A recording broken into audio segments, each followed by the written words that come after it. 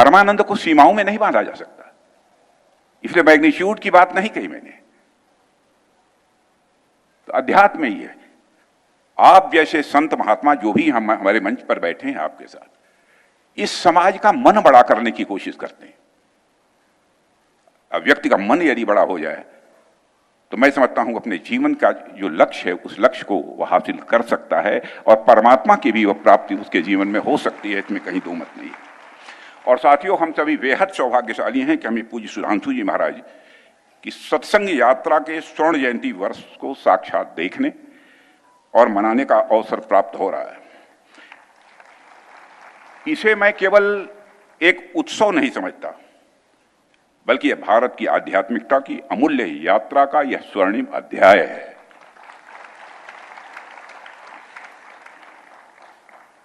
और मैं जानता हूं ऐसे संत जब प्रवचन करते हैं ना, आपने देखा होगा, आप भी बैठे होंगे, ये कोई नहीं देखता कौन छोटा है, कौन बड़ा है, कौन किस पद पर है, नहीं देखता। जब इनका प्रवचन होता है, आप जैसे संत जो यहां बैठे हुए हैं, तो व्यक्ति थोड़े ही समय के लिए क्यों न हो अहंकार शून्य हो जाता है।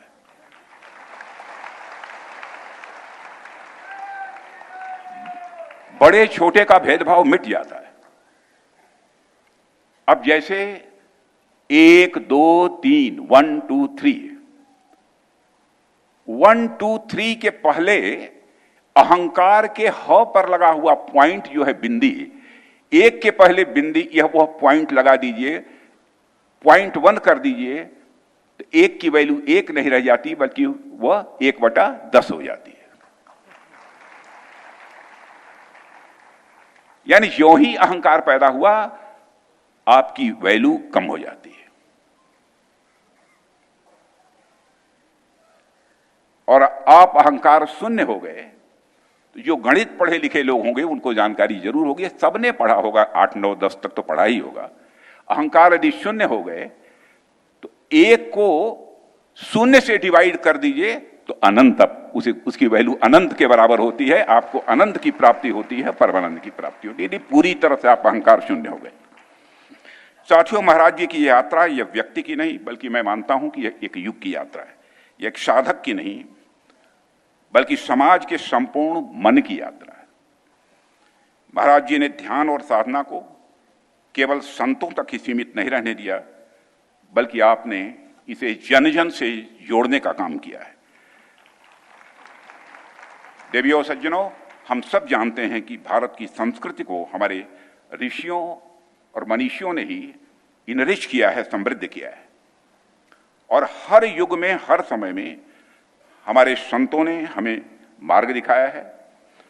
मैं देख रहा था कि इस यात्रा का नाम महाराज जी ने सत्संग यात्रा रखा है। यह जो सत्संग शब्द है, यह अपने आप में कई चीजों को समाहित करता है। और पूज्य सुधांशु जी महाराज का यह देखिए, मन कितना बड़ा है, चिंता किसकी हुई। सभी को संस्कारित किया जाना चाहिए, संस्कार केंद्र खोले जाने चाहिए, गुरुकुल खोले जाने चाहिए। समाज कैसे संस्कारित हो, समाज में अच्छे लोग कैसे पैदा हों, इन्हें इस बात की चिंता सता रही है। और यह सब काम आपके द्वारा किया जा रहा है। आप भारत के प्राचीन शास्त्रों को उठाकर देखिए, आपको सत्संग का महोत्सव का महत्व पता चलेगा।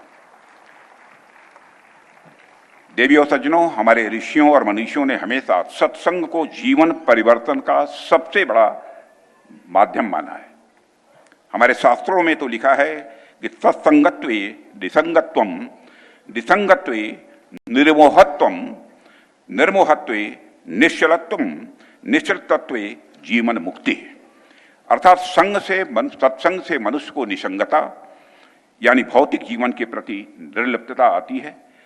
निसंगता से मनुष्य का मोह कम होता है, और मोह कम होता है तो हमें स्थिर तत्व की प्राप्ति होती है, यानी हमारा मन चंचल नहीं रह जाता है, और उस स्थिर तत्व से मानव मोक्ष की ओर स्वाभाविक रूप से वह उन्मुख होता है। तो आप देखिए कि हमारे यहां सत्संग का तो मोक्ष से जोड़कर देखा गया है। आज के दौर में मनुष्य के जीवन की बहुत सारी समस्याओं का समाधान सत्संग से प्राप्त हो सकता है। जो काम हमारे ये पूज्य संतगण कर रहे हैं। आज आप देखिए कि पूरी दुनिया इस समय भाग दौड़ और तनाव से ग्रस्त है। लोग खूब काम कर रहे हैं, खूब पैसा कमा रहे हैं, लेकिन कहीं न कहीं तमाम सुख सुविधाओं के होने के बावजूद जिस सुख और जिस आनंद की प्राप्ति में के लिए वो प्रयत्न कर रहे हैं वो नहीं प्राप्त हो रहा है, और आज मनुष्य अपने में ही वो बेचैन है। उसे जीवन में एक तरह का भटकाव ही दिखाई देता है, जबकि हमें खुश होना चाहिए था, क्योंकि आज हमारे सामने जो सुविधाएं हैं, दरअसल इन्हीं सुविधाओं के लिए तो मनुष्य ने अपना पूरा जीवन खपाया है। आपको कहीं यात्रा करनी होती है, आपके पास मोटर, गाड़ी, ट्रेन और प्लेन तक की सारी सुविधा इस समय उपलब्ध है। यदि आपको कुछ खाना है तो मोबाइल पर एक क्लिक करने मात्र से खाना आप सबके घर आ जाता है।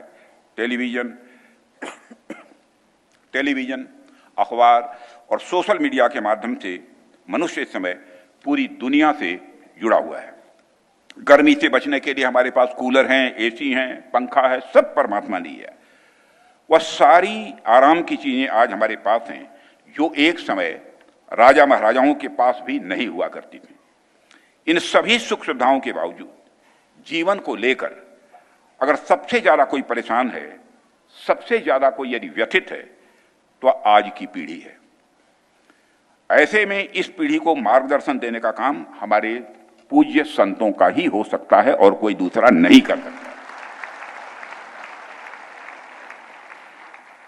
देवी और सज्जनों की, जैसा मैंने अभी जिक्र किया कि जब जब इस देश को आवश्यकता पड़ी है, तब तब हमारे संतों ने इस देश का मार्गदर्शन किया है। हमारे संतों ने सिर्फ भारत में ही नहीं बल्कि पूरी दुनिया भर में अपना प्रकाश फैलाया है। किसी समय हमारे ऋषियों ने हमारे पूर्वजों को आदेश देते हुए कहा था, कृण्वन्तो विश्वमार्यम, हम केवल भारत के लोगों को ही आर्य श्रेष्ठ नहीं बनाएंगे बल्कि पूरे विश्व को श्रेष्ठ बनाएंगे, आर्य बनाएंगे। लोगों को सुसंस्कृत करेंगे और जाकर उनका हृदय जीतेंगे। अब प्रश्न यह उठता है कि मनुष्य श्रेष्ठ और सुसंस्कृत कब हो सकता है? मनुष्य श्रेष्ठ और सुसंस्कृत तब हो सकता है जब वह यत् पिंडे तत् ब्रह्मांडे की भावना को आत्मसात करे। यत् पिंडे तत् ब्रह्मांडे की भावना को आत्मसात करे मतलब का, जो पिंड में है वही ब्रह्मांड में है, जो जड़ में है वही चेतन में है, जो सूक्ष्म में है वही विवर्त में है, जो छोटे में है वही बड़े में है, जो मेरे में है वही तेरे में है। जब यह भाव पैदा हो जाए तब।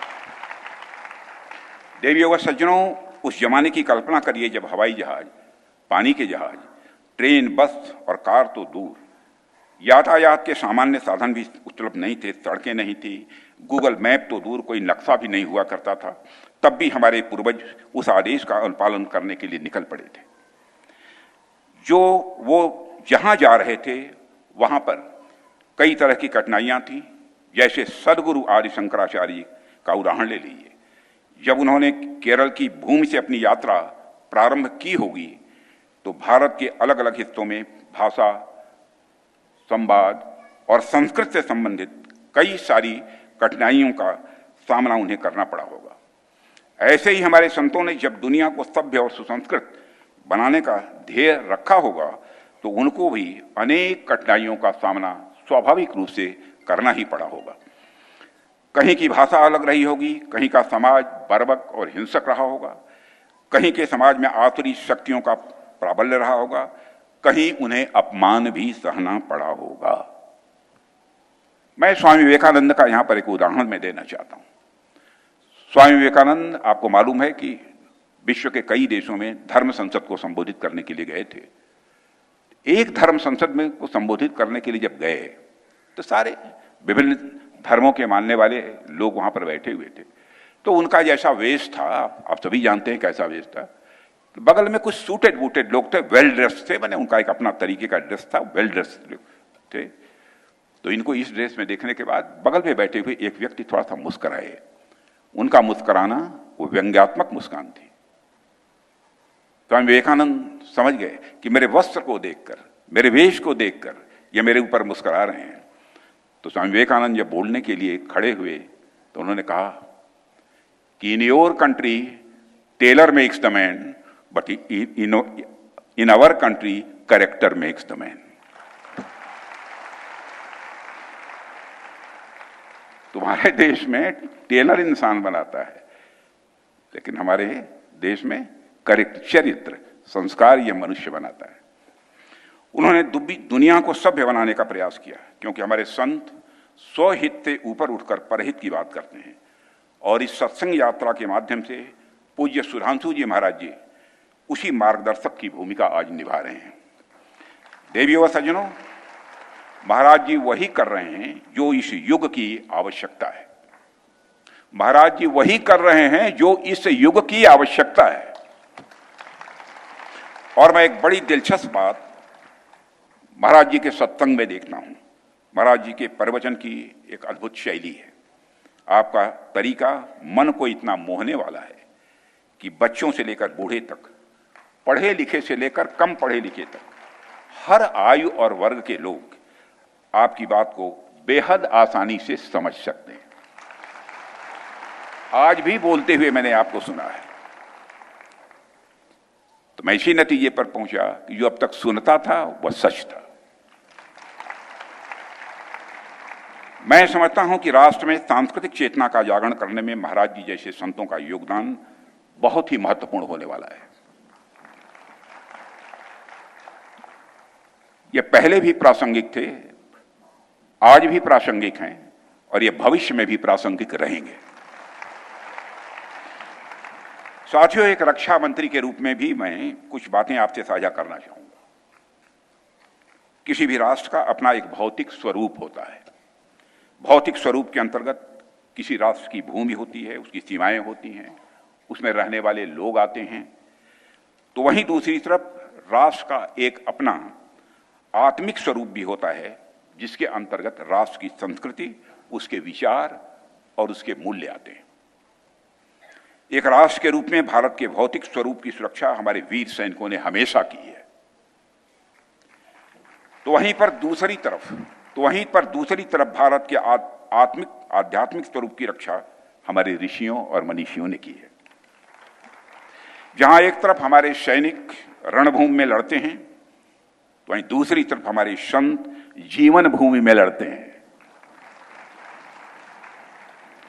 साथियों, एक रक्षा मंत्री के रूप में मेरा दायित्व है कि मैं अपने सैनिकों के साथ मिलकर देश की सीमाओं की सुरक्षा सुनिश्चित करूं। और मेरा यह दायित्व है कि अपनी सेना के साथ मिलकर देश के ऊपर आंख उठाने वालों को मुंहतोड़ जवाब दूं।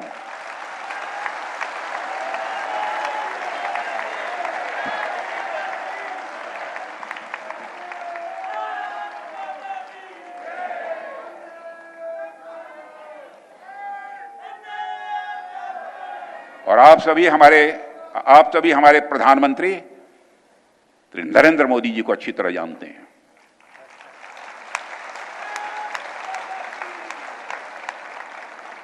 उनकी कार्यशैली से भी अच्छी तरह परिचित हैं, उनकी दृढ़ता से भी अच्छी तरह परिचित हैं।